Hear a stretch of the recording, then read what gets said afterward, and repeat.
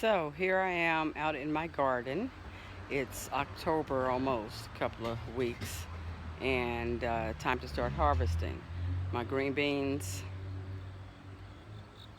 have already been harvested. See if you can see it there.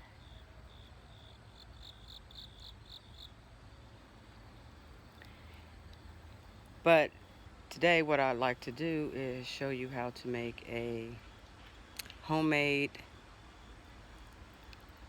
hydro chamber to see if we can't keep some of this stuff alive during the winter. I'm going to move it into the garage.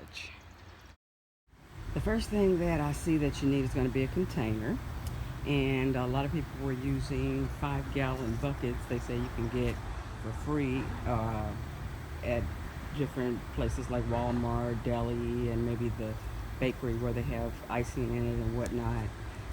Also Firehouse subs, I heard you can buy them from them for about $2, and part of it will be donated to the firehouse. But I didn't have that, so this is what I did have sitting in my garage, a 35-gallon container that was used just to store old artifacts and things around the house. It's been in the garage, and I rinsed it out. It is going to serve as a container.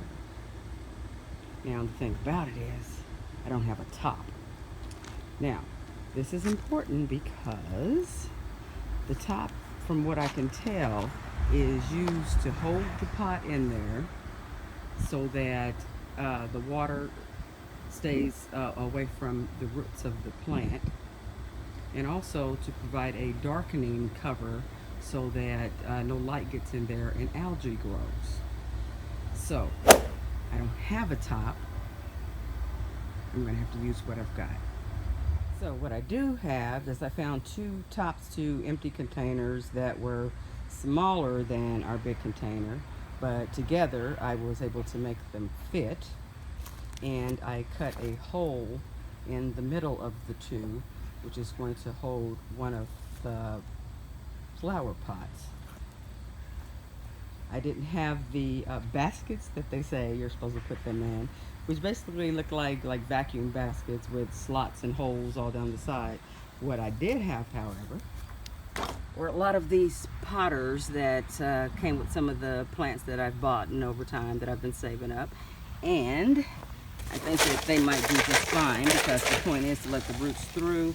And as you can see, they've got drainage at the bottom. I'm going to cut some more slots along the side to make sure the roots have plenty of room to grow. The other thing that I found around the house that I figure I can try to utilize in this project are my old water bottles. Man, I've been trying to recycle these things forever. That's all we drink is spring water. We got these bottles everywhere. I don't know what I'm going to do with them yet, but we're going to utilize them in this system. And I have these old pieces of gutter that I found. And I thought, oh, how cool. Maybe I can just set the bottles or the plants down in the gutters, which sounds like a pretty good idea. But it actually didn't work out that way for me. I'm going to show you what I ended up with. I also have quite a few of these old screens around. They're pretty long, not quite the right size to fit into my tub. So what I did was I took my pliers, and you see I just bent the edges there on both sides. So it just slides right down in there. And it is going to be used to dual purpose. First purpose is going to be able to define my water line.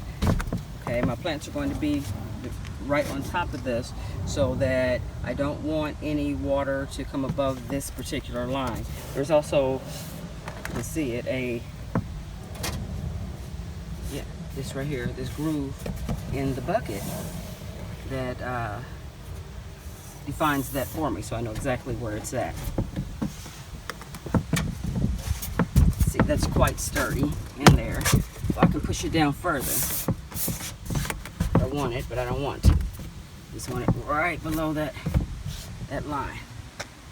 Okay, that'll give me as I said, a water line, and it'll also protect the drainage that we'll be building eventually from the roots trying to grow down through them. Okay, now that's where we're at so far, and the plan, as I said, was to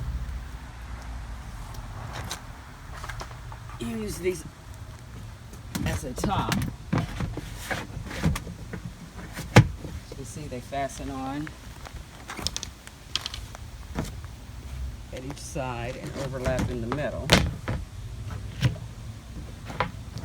like so. See how that goes. All right. There you go, see, in the middle. And I'm going to put my pot in there so you can see how that's going to fit. And the other thing with these things is the medium that you're going to use.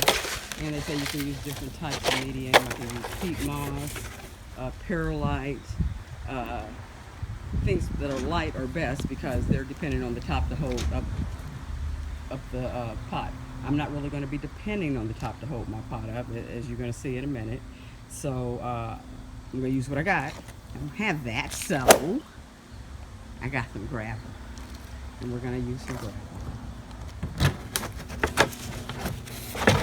Alright. Put this right in here like that. Till I can die.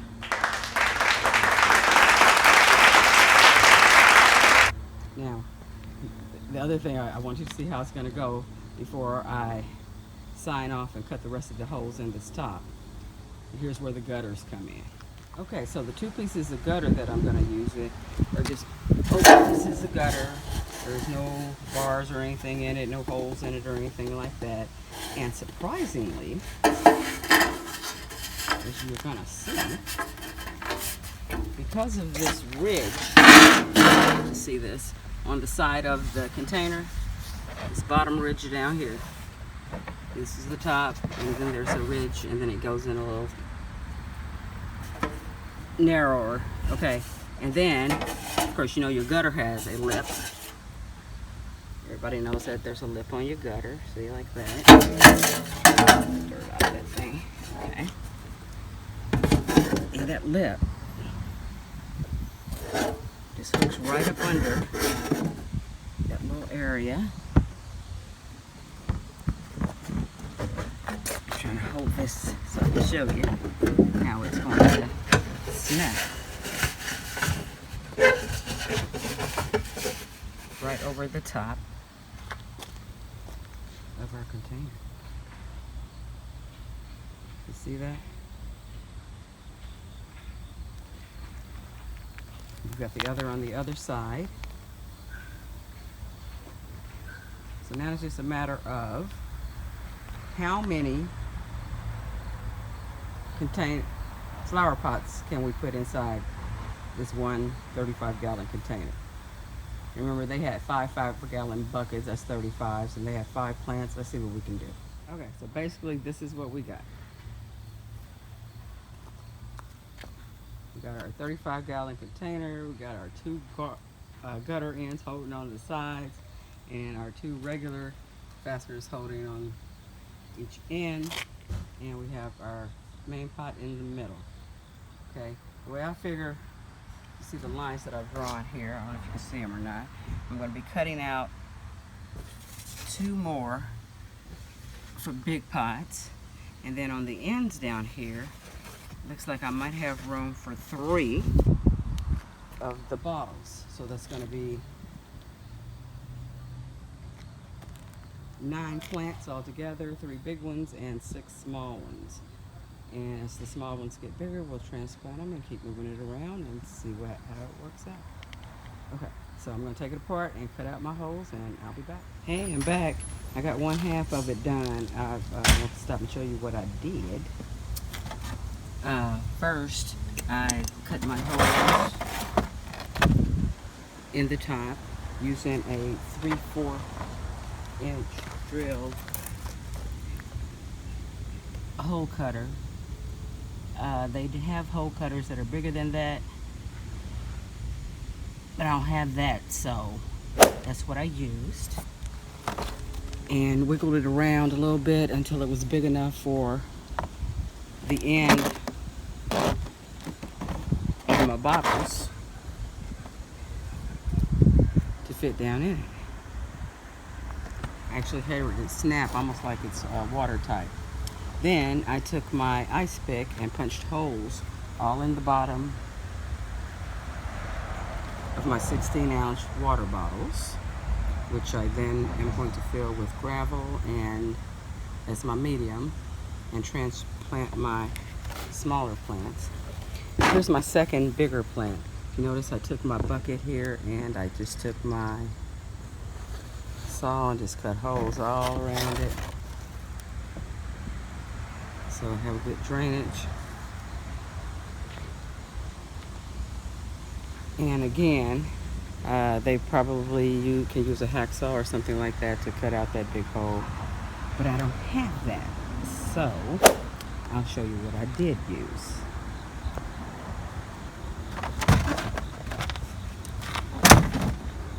It's gonna go on like that.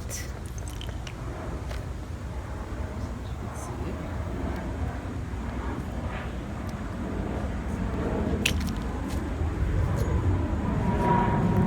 Then my Job Max. This is what I use. I love this thing. It's just great for just all kinds of things. Anyways, what I used to cut this thing out with, and I'll show you how I did it.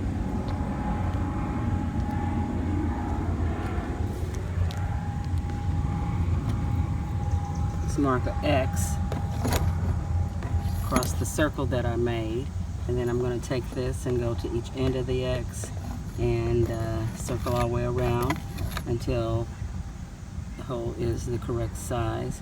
I've already got my small bottles in this one.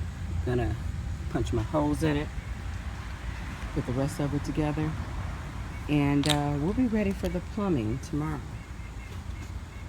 So there it is, my finished Aquaponics growing bucket with my 3 big pots and my 6 small ones. All I have to do now is fill it with water and gravel and my medium and hook up the plumbing so that it's an automatic feeding system. So far, it has cost me zilch.